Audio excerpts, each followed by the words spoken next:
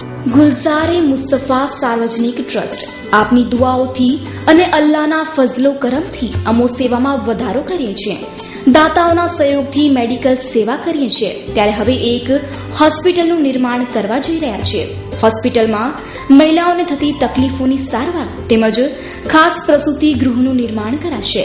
આ ઉમદા કાર્યના નિર્માણ માટે 50 લાખ જેવી માતબાર રકમની જરૂરિયાત હોતા દાતાઓને જાહેર અપીલ કરવામાં આવે છે કે આ નેક કામમાં દાતાઓ આગળ આવે અને નેકી કમાય. આ સંસ્થામાં નાત જાતનો ભેદ ભૂલી સર્વે જરૂરિયાતમંદોને સેવા આપવામાં આવે છે. મુફ્તી કચ્છ સૈયદ અહેમદ શાહ બાવાએ દુઆ આપી છે. દાતાઓ રકમ બેંક મારફતે પણ મોકલી શકે છે. દેના બેંક ભુજ શાખા ખાતા નંબર 09031003325. આજે કચ્છ જિલ્લા પંચાયતની છેલ્લી સામાન્ય સભા યોજાઈ. અનેક ઠરાવો પાસ થયા. વિપક્ષ કોંગ્રેસ તરફથી પ્રશ્નોત્તરી કરાઈ. પ્રમુખ ત્રિકમભાઈ છાંગાએ 5 વર્ષમાં થયેલ કામગીરીનું વર્ણન કરીને સર્વેનો આભાર માન્યો.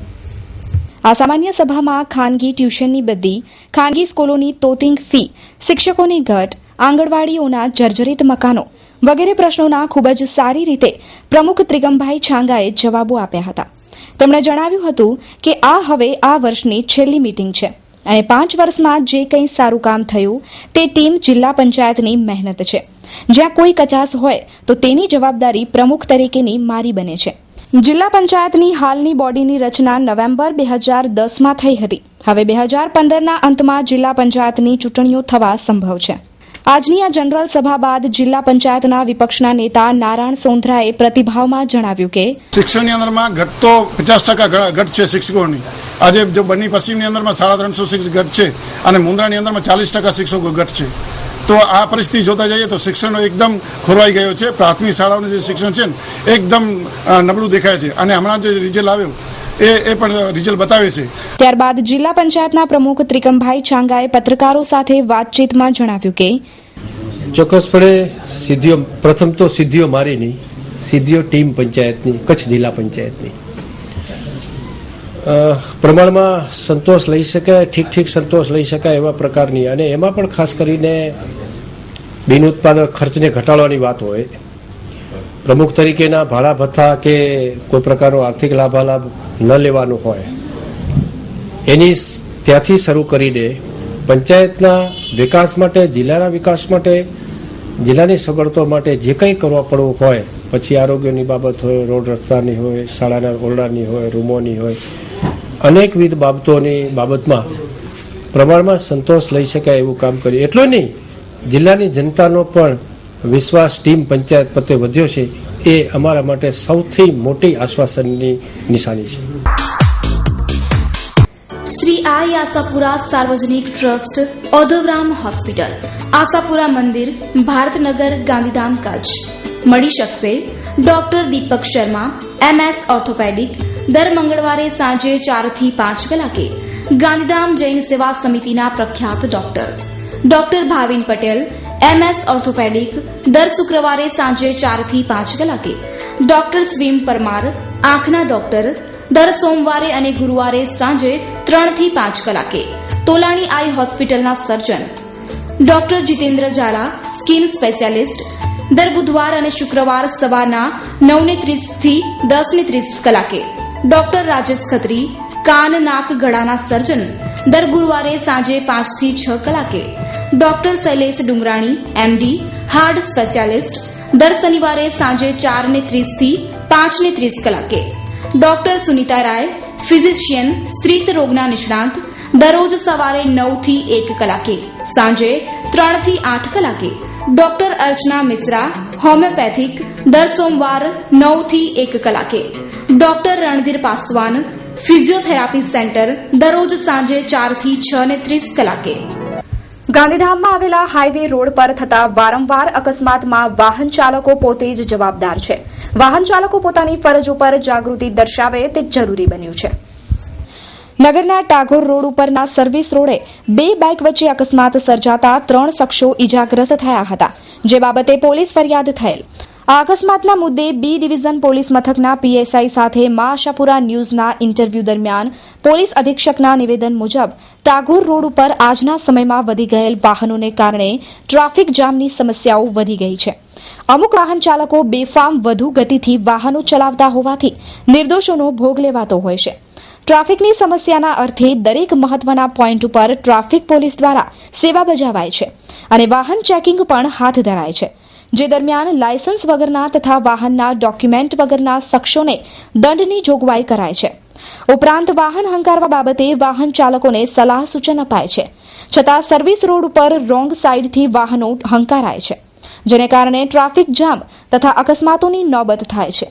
જે મામલે વાહન ચાલકોએ પોતે જાગૃતિ અપનાવવી જરૂરી છે. मैडम मैं आ रहा था इधर से और ये रोड पे और सामने से वो लड़का टर्न किया रॉन्ग साइड में और सामने से होंडा को खूब बुरी तरह से नचा दिया. तो हम जैसे ब्रेक मारे वो तब तक तो वो हमको गिरा दिया और गिराने के तहत वो भागने लगा. तो मैंने बोला कम से कम हमको उठा तो दो, लेकिन वो एक भी नहीं सुना और वो भागने लग गया. फिर पब्लिक लोगों ने उसको पकड़ा है. आज एक की गलती की वजह से दूसरे को भुगतना पड़ता है. दर्शकों, मैं आशापुरा टीम आपको यही सलाह देना चाहती है कि गाड़ी धीरे चलाएं. आपके साथ साथ दूसरी भी गाड़ियां चलती है, उसका ध्यान रखें ताकि किसी को लगे नहीं. गाँव में शहर में पेट्रोलिंग कर रहे थे, तब टागोर रोड पे एक होंडा वाला रॉन्ग साइड आके जो सही रास्ते पे चल रहा था उसके साथ उसने टक्कर लगी. उसमें चलाने वाले को, उसकी वाइफ और बच्ची को थोड़ा सा ईजा लगा और उसको हमने तात्कालिक उसको ट्रीटमेंट के लिए 108 बुलाई और ट्रीटमेंट के लिए उसको भेज दिया. और सामने वाले जो गलतियां वाले को हमें अटक करके बी डिवीजन पुलिस स्टेशन में भेज दिया है. हाँ, और नाम हो रही है उसका FIR बी डिवीजन में दर्ज हुआ है. अभी गाँव में दिन प्रतिदिन 4 व्हीलर 2 व्हीलर की संख्या जास्ती हो रही है और अभी गांधीधाम शहर में जो नया रोड बना है वहाँ तो हमने स्पीड ब्रेकर बनाने की सूचना मार्गदर्शन दिया और बना है, लेकिन गांधीधाम का मेन टागोर रोड है उससे जोड़ने वाला जो सर्विस रोड है उसमें स्पीड ब्रेकर है ही नहीं.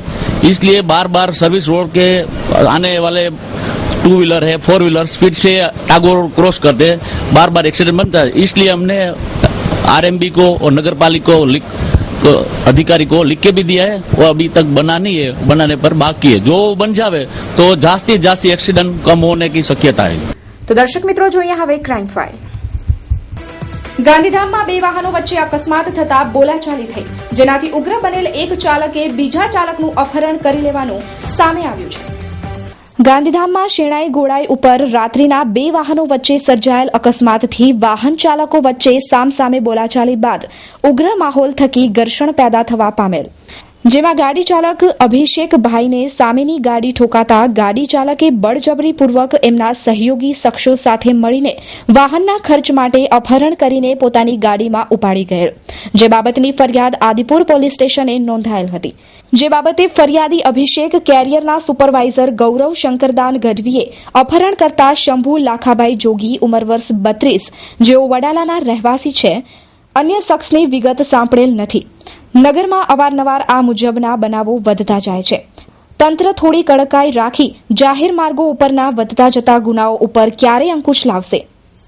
ક્રેન સર્વિસવાળા પોતાના ટેલરનું શિફ્ટિંગ કરતા હોય એ દરમિયાન બોલેરો ગાડી નંબર GJ 3CA 3637માં 2 ઈસમો આવેલ અને પોતાની બોલેરો ગાડી ઊભી ન રાખેલ, જેથી ક્રેન સાથે સામાન્ય એક્સિડન્ટ થતા તુરત જ આ બંને ઈસમો બોલેરો કારમાંથી નીકળી ક્રેન સર્વિસવાળા સાથે ઝઘડો કરેલ અને ક્રેન સર્વિસવાળાના ખલાસી નામે દીન મોહમ્મદને પોતાની ગાડીમાં અપહરણ કરી મુન્દ્રા બાજુ નીકળી ગયેલ.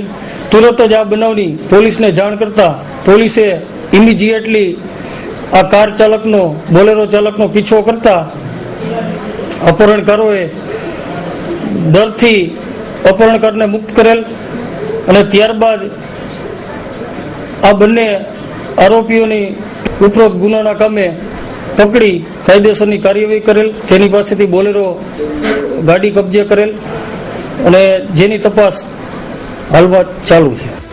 થોડા સમય અગાઉ ગાંધીધામમાં ખંડણી માટેનો કેસ સામે આવ્યો હતો, જેમાં નાના મોટા માથાર સામેલ હોવાનું બહાર આવ્યું છે.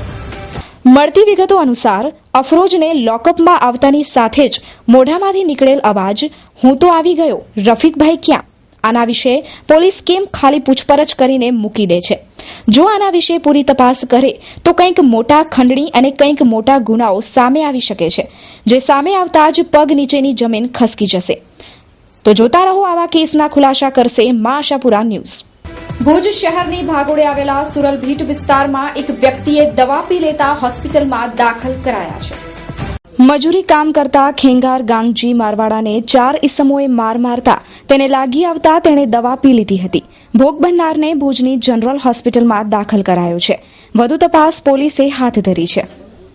ભુજ તાલુકાના ભારાપર ગામના સરપંચની હત્યા કેસમાં નાર્કો ટેસ્ટની મંજૂરી માટે ફરી તારીખ પડી છે. મહાશિવરાત્રીના દિવસે સરપંચ માયાભાઈ મહેશ્વરીની કારમાં હત્યા થઈ હતી.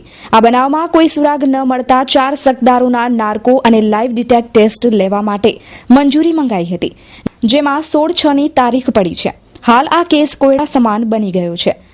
ભુજ તાલુકાના જવાહરનગર ખાતે રહેતી પરિણીતા સાથે ઠગાઈ આચરાઈ હોવાની ફરિયાદ નોંધાવાઈ છે. પ્રભાબેન ગરવાને તેના પતિ અમૃત ગરવા અવારનવાર માનસિક ત્રાસ આપતો હતો, તેમજ તેનું મંગળસૂત્ર સહિતની ચીજવસ્તુઓ પતિ લઈ ગયો હતો, જે બાબતે ઠગાઈની ફરિયાદ બી ડિવિઝન પોલીસ મથકે નોંધાવાઈ છે.